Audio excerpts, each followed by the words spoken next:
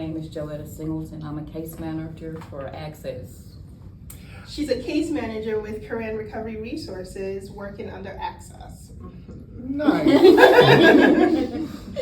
I'm Jason Wood. I'm the program manager for Alternative Substance Use Program. My name is Saisha St. Jules. I work at Career Recovery. I'm a housing case manager with Referee Housing. Hi, my name is Elisa Novoa. I am a permanent supportive housing case manager at Career and Recovery. Hi, my name is Chanel Prater. I am a case manager at Career and Recovery working under the Access Program. I'm Stephanie Cantella, Vice President of Programs for Career and Recovery, all programs. Okay, so I just wanted to start off by you guys talking about how you work with the clients and how do you navigate some of them with their mental health challenges. Sometimes they come in with it when they're not on their medication, and sometimes they don't. They're just perfectly fine. How do you navigate that as you do your work? I first navigated through knowing that I can't take it personal. And I kind of do my research every time I get a client.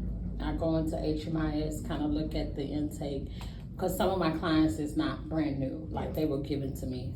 And so look at the intake and see, do they have mental issues, disabilities and stuff like that. And I don't case manage all my clients the same. I personally feel like each one of them is individualized. But that's it. I don't take it personal. And I meet them where they at sometimes, not all the times. And always listen to them, even if they having a moment. Just listen first and then go from there. I think for me, the biggest thing that I start with is just a rapport with the client because they don't know me and I don't know them. So I don't come in with any judgments. I just talk to them and get to know them as a person. And then whatever's discovered from those conversations, we kind of take it from there. If there is some type of mental illness that is either revealed to me or I suspect, then we kind of have a conversation as to what that looks like and what their needs are. If they are not accepting of the illness or whatever the situation is, it's going to take a little bit longer for me to break down that barrier. But once we actually start to discuss it, I can just have regular, normal conversations with them. And once they feel like I actually care, we get a little bit further with what needs to take place as far as if they need to get back on their medication. Sometimes it's not a matter of them not being on medication, they don't have access to it. So then we just kind of, make a plan to see what we need to do to get them back on track and go from there. I'm gonna piggyback off of that because that was pretty good. She kind of covered it in a nutshell, but really, honestly, it's gonna look different from case by case, and they have to be willing to do the work because you can want it for them. You can see that there's a mental illness involved in their care, but if they don't want it and don't see it as a problem, you can't push it upon them. You can always be there and be supportive, but really, you build that rapport and get them comfortable enough, willing to talk about their mental health with you. Mm-hmm. And I'll piggyback off of that one because the clients I work with are entering because of substance use disorder. And so many of them think that that's the only issue, right? Is I got caught smoking weed or I got caught, doing cocaine and it's caused me problems in my life.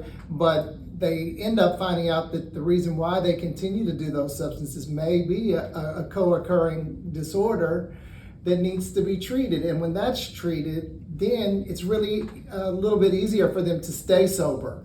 And that's the delicate conversation you have because they don't want to be classified as an addict. I'm not an addict under the bridge. And they also don't want to be classified as having mental illness. But when you can kind of break it down to them and say, I'm not calling you anything or saying you have to take on any, I'm just going to show you what the spectrum of help is available.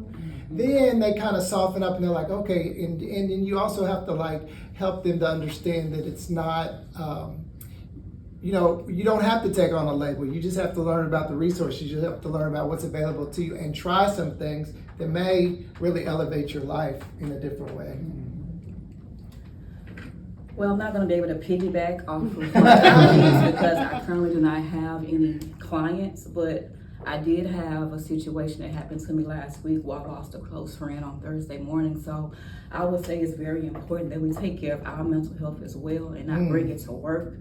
And also from the situation, my friend, he was currently going through some things mentally. He began to open up to me about a lot of the challenges that he was facing inside of his life. And I just wish that I would have took a different standpoint, because I kind of stopped talking to him a little bit because he made me mad. I took it personal. So now I feel the pain, but I think I'm going to take that and put it into my work. And what I did learn was that I was providing him really with all of his basic needs, but his focus was still on getting money. So I think that when we deal with our clients in this field, that we can provide them with all of their basic needs as well. But I think we should also learn where their focus is. And I think that when we're able to actually be able to listen and understand where their focus is, we can really help them grow. Because I believe anybody that is homeless know how to survive.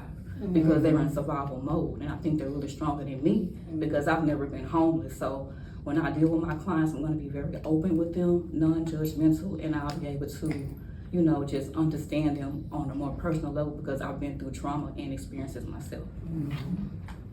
So you said that you try not to bring your own mental health challenges into work. How is that possible? Well, you have to deal with yourself. I think self-care is really the most important. You got to be able to recognize your own mental health, and when you're able to recognize your own mental health issues, you can deal with them. So I would say just being able to set boundaries, knowing what relationships is healthy, which ones are not, being able to have that person that you can talk to that's supportive, that you know that's supportive, that you can also be able to take criticism as well. So I would say just being able to have a good supportive group around you that you can feel vulnerable enough to, and enough safety enough to be able to express your vulnerability and them not able to use it against you. So I would say building those good, healthy relationships with your coworkers and your staff and people that you trust. So our clients got to be able to trust us as well. So that's how I deal with mine. And also just recognizing when you're triggered in the field, like you can get triggered, secondhand trauma, just knowing how to address those things and seek help when you need them for yourself. And really, like when it's personal, really learning to almost just leave it at the door. Like when you come in to serve, be in the best mind state to give back and pour into your clients. So I agree with both of them, but I think I took a different approach to it to help me with the things that I've been through, because people tend to look at you in a certain way and think that you've never been through anything. So I take whatever triggers mental health challenges, anything that I've been through in my life, and I use it to be able to show the clients that I'm just like them and I've been through the same things that they've been through. And a lot of times just sharing the situations that I've been through helps them realize that they can make it and that they can actually turn their life around and be somewhere else. Because I tell them all the time, if I can be standing here in front of you helping you, you can do the same thing at some point. So I use whatever mental health challenges I have or triggers to actually help the client see that there's better out there. Yeah, and I try to encourage all of our counselors in treatment to take care of their body, to go to the gym, to go to the dentist, to go get their checkups, to utilize their resources, and then also to like what kind of community activities are they involved in. I know they give a lot, and I know I give a lot, every day here. But it's different than when you do it altruistically and there's nothing, you're not doing it for work. You're just there serving at your church, or you're just there serving in your community group, because then that's how you build new, fresh relationships, and you build people into your life that are detached from your work, kind of giving you kudos, giving you encouragement and stuff in your life. But, all these resources that we tell our clients about, we have to fill ourselves up with the same ones. And utilize the same ones. I tell them, don't be talking about AA and 12 steps and you're not going. Go to it and stay active, build friendships and stuff. So the point of this really is to then talk about how your work impacts your mental health. So I can imagine I don't do the direct service work, but I cannot imagine having 20 clients who, and I've mentioned this before, where people are today as your clients, so much happened in their lives to get them to this point. So And for a lot of people, they want to tell you their story, they want to tell you how they got here, and how do you then manage that? So where a client is just telling you, I was raped as a child, so much, or I lost my child because my child was molested by a partner. How do you then deal with that and not take that or have that impact you? Chanel was gonna. Honestly, I allow myself to feel. There's no way that you can hear something like that several times, daily, monthly, yearly, and not feel the impact of that. So I allow myself to feel. I've walked in the restroom sometimes and cried. I've pulled out boxes of tissue and I've cried with the client. They've laid in my lap and sobbed. I just allow human emotions to just be at the forefront so that they understand that I'm actually hearing them and I actually care. After that, sometimes you have to take a PTO day, sometimes you have to take a moment and maybe just go get lunch or debrief. And when you leave, you have to understand that you did as much as you could do in that moment, and then you go home and get prepared for the next day. You can't take it with you, and you can't let it affect you personally. But you can care enough to make sure that you're doing the best that you can to help that client overcome that situation. So I actually had a situation last week that occurred. It made me cry. I have one of my clients. I did a home visit last month and he kept expressing certain things to me, and one of them was he was lonely. I'm tired. I'm just in this house by myself, and it triggered me because it was the same words that my mom told me before she passed. I'm lonely, I'm tired. So I got back in the car, I began to cry. And I told him, I said, well, come visit me in the office. I don't want you to feel lonely. Come stop by the office with me sometimes. I was like, get on the bus, go to the library, go to the bookstore, just do things like that. So he did. He came and visited me on Friday. And again, I had another coworker come in the office with me, and we talked it out, and he began to weep, and it affected me because, again, some of the stuff was kind of similar to what my mom did, which my mom did pass away. Yeah. And so the co-worker was able to, talk to him, but I didn't allow the client to, see me, shed tears. But after that, I did shed tears, and I did not realize that was going to be a trigger for me. So now, I allowed the coworker to talk to him, help him out, whatever else the case may be. Then after that, I debriefed. I closed the office. I was like, hey, just give me time, whatever else the case may be. I took off work. I didn't storm out or whatever. But I got out the office, like she said, but I realized, because we have resources here with career and recovery, I was like, well, maybe it's time for me to use EAP to go talk it out, because I am lonely, hearing it again made me, relive a situation. So, I was faced with it, and so I'm taking the necessary steps to do the EAP, mental therapy, whatever, just to talk it out. Yeah, to talk it out. But it came to life to me last week. My concern is always just that, like, I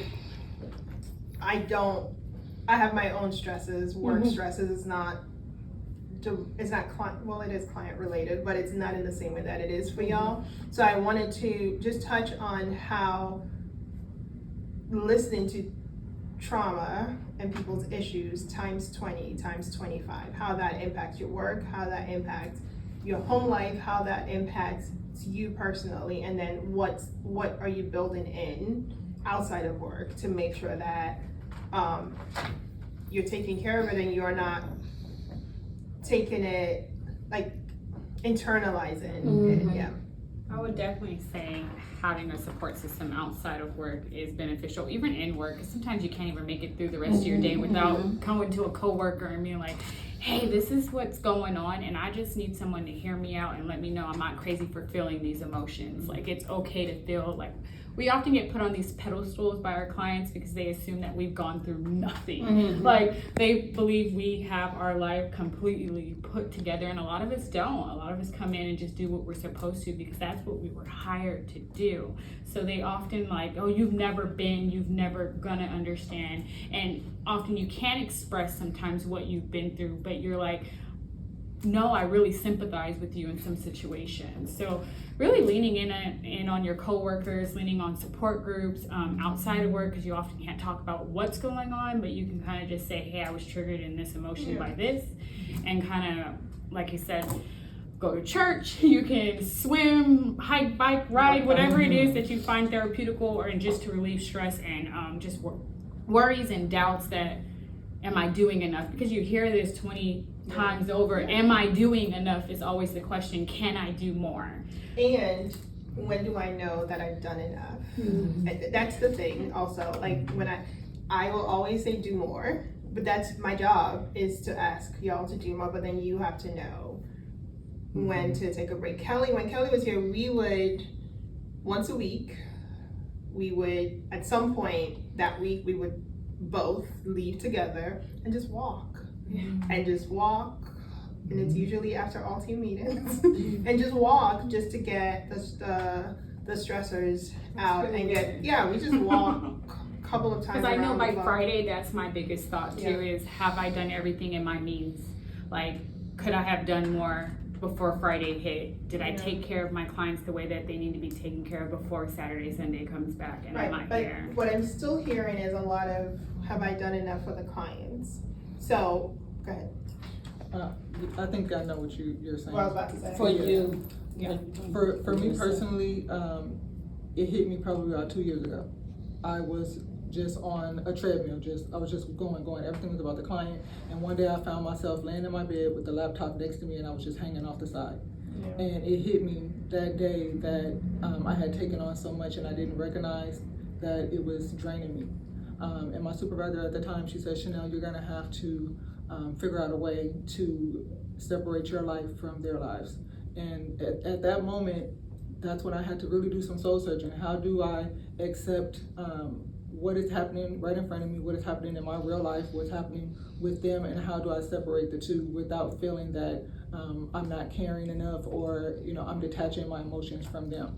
So once I realized that, I really did have to get to a point where I started doing stuff for myself, because everything is generally about your children, about the bills. You don't think I have to take care of myself, or if you do, you feel guilty because I could have paid, the car note, or I could have done something else, and you don't want to feel like you're not being responsible. But if you don't take care of yourself, somebody's gonna be taking care of you. And so once I realized that, I was able to do a really good balance between my life and theirs. And I couldn't let my life go down the drain, because then I'm not here to help them. Right. So something I picked up to do is swim. Yeah.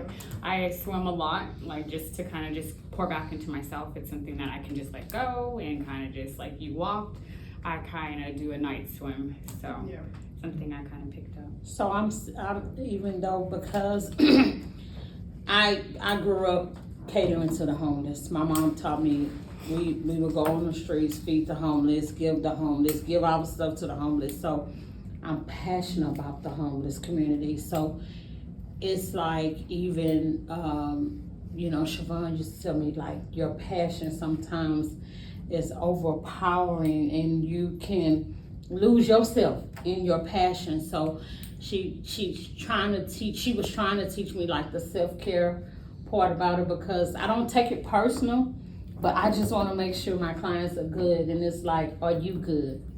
And so I do appreciate the co-workers kind of helping me balance it off, you guys giving us the opportunity to lean on our co-workers. But sometimes, like, I think I'm with her, like, did I do enough? Like, even with what happened last week, I shared a tidbit in my mind. I'm like, what can I do? Is he okay? What are you doing? Oh, should I call him? And I still want that. Right. So, Yeah. but I think I still want that, right? Because literally, so in the way that you think about your clients, and she can attest to it, is the way that I think about you guys and your families. And am I doing enough to make sure that people keep their jobs? Am I doing enough to make sure that we keep all of our contracts and all of that? So I go through the same thing. But I still have to do that. You still have to do that, because that's what I want, and that's how we make sure that the clients are being served. But then at the end of the day, how much is enough? I don't know. I think really you don't. can't I don't ever know. answer I can't that. I don't know. I don't honestly. Well, I can tell you that I for don't know. me, I gauge mine by my joy level. Yeah. So when I start seeing myself getting like grouchy and crabby, then I take a look at that. I'm like, have I been to enough 12-step meetings? Have I been to my own therapist? Have I been working out, right? Because all of these external things bring me a refresher, bring me joy, right? But if the walls are closing and all I'm doing is coming and serving and going home and sleeping, coming and serving, well, I'll start getting crusty and start getting crabby. And then I'm like, okay, I need to bring some joy. I need to go to Beyonce concert. I need to do something crazy and fun just to fill up the tank. Yeah. And then I can see myself like coming back fresh, like around everyone, being happy and joyous instead of being like, gotta get the job done, you know? Yeah. I think you hit the nail on the head. You have to be able to recognize when your mood changes, because there's definitely a reason for it. So when I start to feel that, I do take a minute and say, okay, what's going on? What do I need to do? Because if I'm not right, I'm not gonna be right for my family or clients or anybody else. So yeah, he hit the nail on the head. Just make sure you check to see where your emotions are. Stephanie, you can round us out. With what?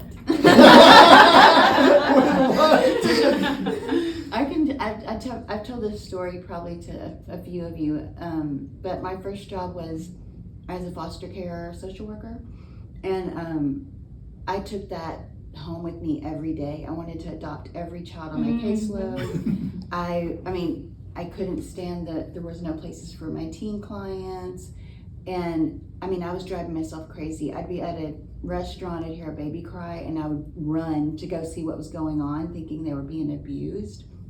Realized that that wasn't the job for me, because I wasn't doing anyone any good, and I was definitely not doing my family any good acting like that in public. But it really did overcome me. So you have to figure out what you can do and do well, and still feel like you are helping someone and being there to comfort them. So for me, I'm much better with the adult population, with the older population, especially the elderly. I worked in nursing homes. I loved that. I used to bring my son with me to visit the people that didn't have anybody visiting them.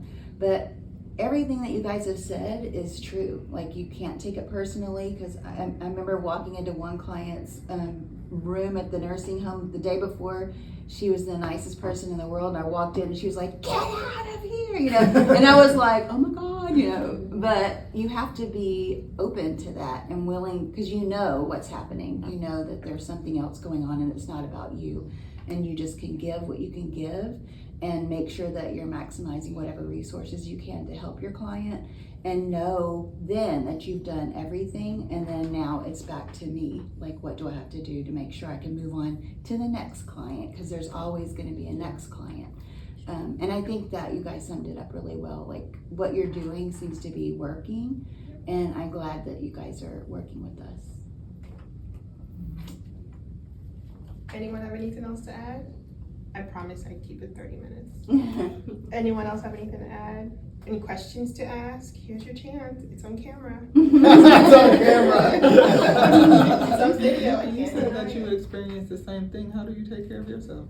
Oh, I'm very self-aware. So I do know when when it's time to recharge. I run every morning. That's really important to me. Spending time with my kids is really important to me, so I don't sacrifice that. So I do that.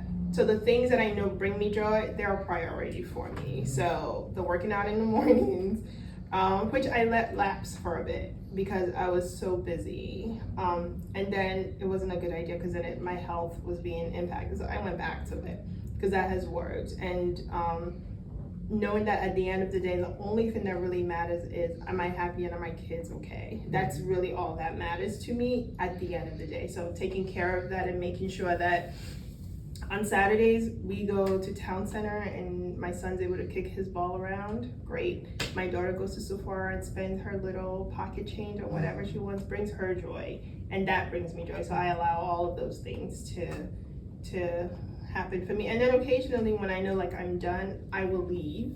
Cause y'all don't know this, but I work Saturdays, I work Sundays. So I work at night, she does too. We work on the weekend. So by today, cause we've been working nonstop, we're tired.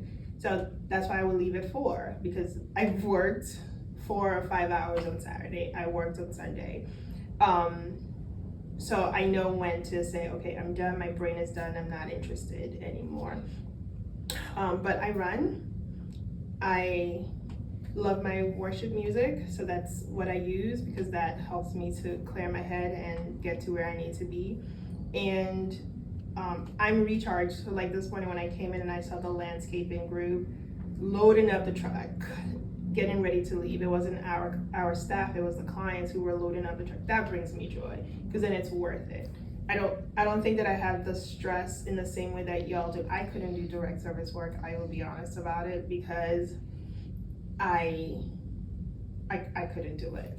I would take it on and try to fix everything and everybody, and I know that I can't. So I'm in the right position. And that's the other thing that's helpful to me, is knowing that when people ask me what I do, I say I help people who like to help do a really good job at helping. You know what I mean? I'm not a helper in that sense, but I can help you figure out how to be a better helper. So I run, I spend a lot of time with my children, and that brings me joy, yeah.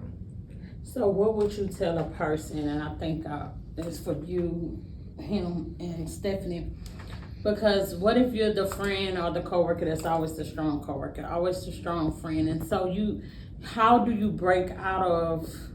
Do you want to be? My question would be, do you want to be that?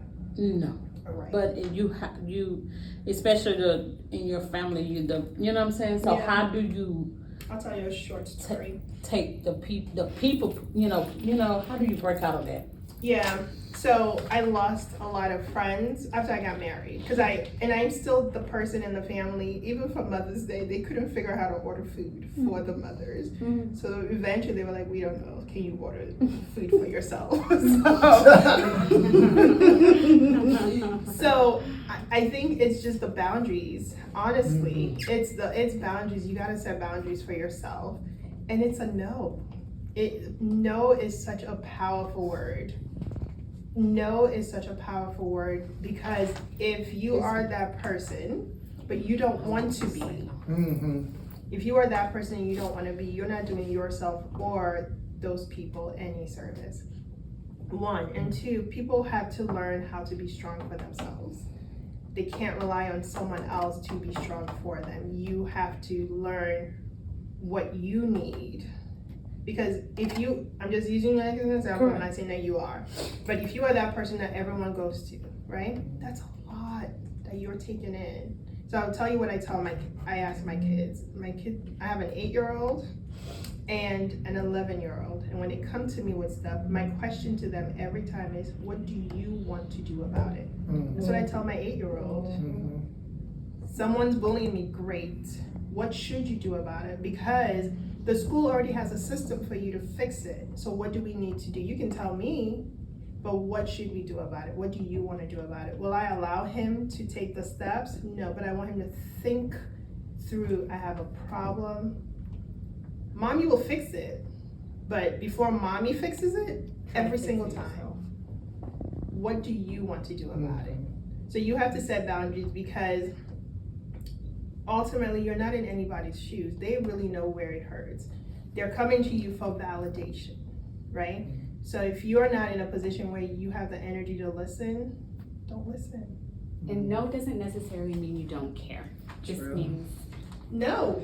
no is a powerful word. I am telling you. I think often people hear no and they think someone doesn't care, and that's not even the case. Yeah. Like, But even if they think that you don't care, have to that's not care. okay. yeah, like you just That have to is know why you okay. said no. Yeah. And For my own well-being, it's a no right now because I'm choosing to take care of my mental health, my peace of mind. I'm choosing to put that above yours.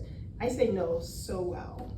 I say no very well. No, I have to. I have to say no because if I'm not saying no to things that I know I'm not gonna give 100% to, why bother? So if someone needs me to take them somewhere, and I know I'm gonna be angry doing it, I'm gonna be smiling in your face, but I'm angry driving. Why do it? So saying no, you don't have to say no all the time, but there are just times when you just have to say no. Like when I'm in grant writing mode, he can tell you I am not the nicest human being, and everything is a no. I feel like that's not hard for us to believe. So I'm very good at saying no, but I had to learn that. Because for my family, I am that person. But after I got married and I started having children, they are the priority. My husband and my 2 kids. Everybody else, you get the piece of me that I want you to have. You don't get all of me. Everyone's allowed in my house. I live very close to all of my family members, like literally. And they can come in and go. They don't have a key.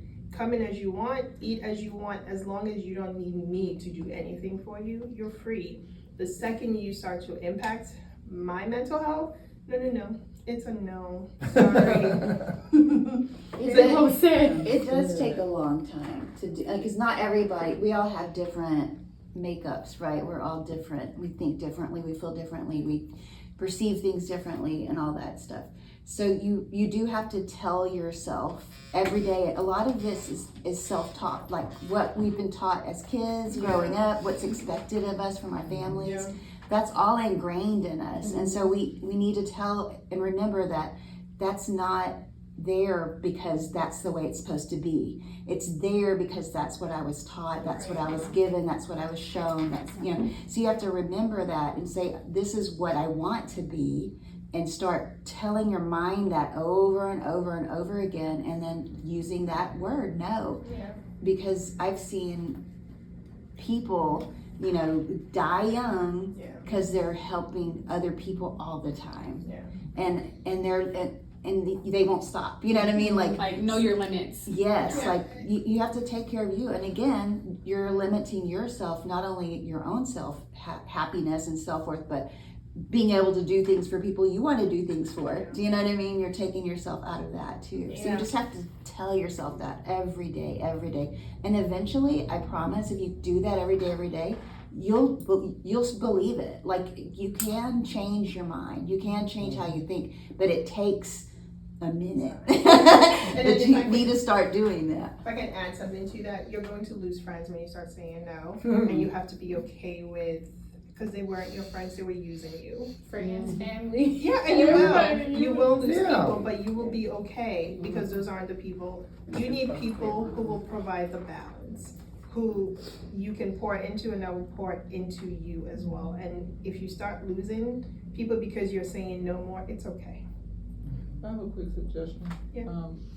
What she was saying is true. They say it takes 21 days to break a habit. So what I had to do, and I literally had to do it because I was just like you, I would write myself sticky notes and post them everywhere. I can say no. It's about me. Like, I would write stuff like that on my mirror with soap. No. Like, I would write that, and I kept saying it to myself, and subconsciously my brain started to believe it. And I can say no really well now. I couldn't at first, but I can say no very well now. I can tell you, my daughter, when she said no to things, like, that made me so happy, because that wasn't me. As a kid, I was always, yes, do this. You know what I mean? Like, but at her, when she says no, I don't even get mad at that. I'm just like, I'm so happy you can say no. But, there's times for no and not times. But for the most part, when she's just learning that at a young age, and that's what I want my kids to learn how to say, because that's so debilitating as you get older. So I hope you do start your 21 days today. I think for me, I had a problem saying no because I was spoiled. So I was used to just hearing yes. So I did become the strong person inside of my family. And I think the only way that I learned was to have to understand that there are some things that's just out of your control. And when you learn that they're out of your control, you'll learn how to start saying no. Yeah, and people just need to learn for themselves, what do I need and how do I get what I need? EAP, therapy, walking, running. Who can I talk to about certain things? Because talk to me all you want about business. Talk to me all you want about childhood trauma. I've studied childhood trauma so much. Talk to me about the things that I know. But I can't be your one-stop shop to all of the world's problem. And it's not okay for people to usurp your time for their own benefit. So you have to start thinking about it. What else can I do with this 10 minutes that I've given to this person for myself? Yeah. No. Make a sticky note. Oh. Make a sticky note. Really, every day. Any other questions before we wrap up? Any final thoughts, comments? No? Okay, great. Well, thank you guys so much. My hope is that we'll do more roundtables surrounding other things, just so we can, this is good. And the reason why, I'm gonna say this on camera, the reason why I have Stephanie, I make her do these things is we learn so much. So I could send a survey out, right? And I will, because people want to remain anonymous at certain points. But things like this help me to learn more about how people think, how people process, what people need, where people are in certain situations. And I love human behavior. I love how humans think. So this is something that excites me, because then to the outside world, we're just here helping the homeless.